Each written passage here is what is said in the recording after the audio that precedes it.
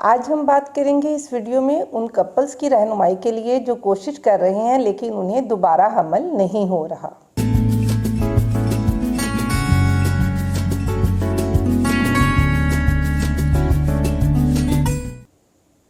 अस्सलामुअलैकुम, this is doctor Samina Taufiq from help with doctor Samina Taufiq YouTube channel. उम्मीद है आप सब खैरियत से होंगे। आज हम बहुत ही इम्पॉर्टेंट टॉपिक के बारे में बात करेंगे जिसकी रेशो हमारे यहाँ 60% तक हो चुकी है। ये है सेकेंडरी इनफर्टिलिटी।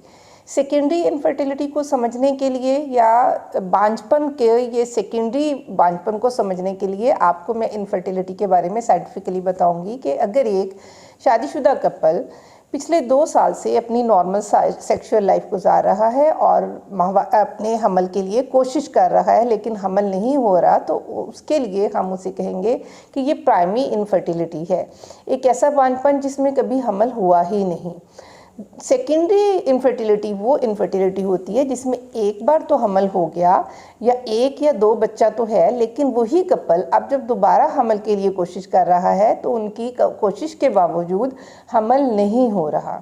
तो इसके बहुत से अवामिल होते हैं। पहले नंबर पर तो आप इस बात को माइंड में रखिए कि जो आप ये देखते हैं कि एक बच्चा हुआ, आप ये सोच लेते हैं कि एक बच्चे के बाद दूसरा बच्चा होना ज़रूरी है, इसमें कोई मेडिकल प्रॉब्लम नहीं हो सकती, कोई इशू नहीं आ सकता, इसलिए वो डॉक्टर से भी कंसल्ट नहीं कर सकते। ये बिल्कुल गलत कॉन्सेप्ट है। जब आपका एक हमल हुआ तो उस वक्त हो सकता है मर्दाना या जनाना दोनों साइड पे कुछ ऐसे अवामिल हों जो कि हमल के रास्ते में रुकावट बन सकते हों, लेकिन खुशकिस्मती से आपको हमल हो गया और एक बच्चा पैदा हो गया।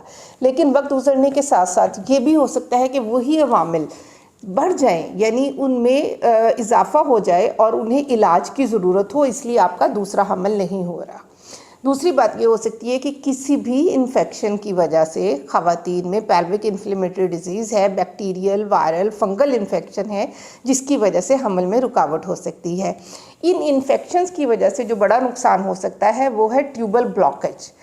किसी भी वजह से ख़वातीन में अगर पहला बच्चा हो गया, उस वक्त ट्यूब्स खुली थी, दोबारा किसी इन्फेक्शन से वो ट्यूब्स बंद हो गई हैं, ये एंडोमेट्रियोसिस या एडिनोमायोसिस या हार्मोनल इम्बैलेंस इन्फेक्शन, कोई भी वजह उनकी ट्यूब्स को बंद कर देती है। वो रास्ता बंद हो जाता है जहाँ से अंडे को गुजर के स्पर्म के साथ मिलके फर्टिलाइजेशन का अमल होना है और यूट्रस में एम्ब्रियो ने जाकर ट्रांसप्लांट होना है, तो उस इम्प्लांटेशन होनी है उसकी, तो उस अमल में रुकावट की वजह से भी हमल नहीं होता। इसके लिए कि ट्यूबें खुली हैं या बंद हैं, हम हिस्टेरोसेल्पिंजोग्राफी करते हैं, लेप्रोस्कोपी के लिए टेस्ट करते हैं, तो उसमें देखने में आया है कि बाज़ों का दोनों ट्यूब्स बंद होती हैं। जिन मरीज़ों की दोनों ट्यूब्स बंद हैं उनके लिए इलाज सिर्फ़ और सिर्फ टेस्ट ट्यूब बेबी है, ICSI, IVF या टेस्ट ट्यूब बेबी। लेकिन अगर किसी मरीज़ में एक ट्यूब बंद है और एक ट्यूब खुली है तो 50% फर्टिलिटी आपकी है। आप उस ट्यूब से जो खुली हुई है आपको नॉर्मल तरीके से हमल हो सकता है, आपको टेस्ट ट्यूब बेबी पर जाने की ज़रूरत नहीं है। तो इसमें अगर दोनों ट्यूब्स बंद हैं तो आपको टेस्ट ट्यूब बेबी, और अगर एक ट्यूब बंद है तो नेचुरल तरीके से आप हमल कर सकते हैं।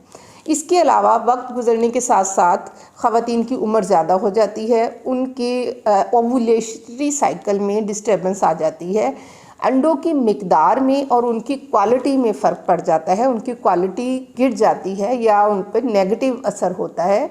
इसके साथ साथ अगर वज़न बढ़ जाता है तो पॉलीसिस्टिक ओवेरियन डिजीज़ हो सकती है, ओवुलेटरी साइकिल डिस्टर्ब हो सकता है, शुगर, ब्लड प्रेशर या थायराइड, वक्त के साथ अगर ये बीमारियां बढ़ गई हैं तो इससे भी हमल के रास्ते में रुकावट पैदा हो सकती है, या अगर हमल हो जाता है तो उसमें मिसकैरेज के चांसेस बढ़ जाते हैं।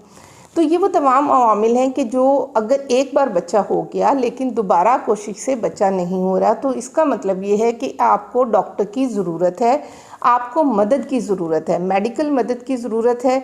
लेकिन एक बार हमल के बाद दोबारा भी आपको हमल हो सकता है। इलाज के साथ अपने डॉक्टर से जो भी आपका मेडिकल प्रॉब्लम है उसके लिए अपना इलाज कराइए और अपनी मदरहुड को एंजॉय कीजिए। अपना बहुत ख्याल रखिएगा। फ़ी अमान अल्लाह।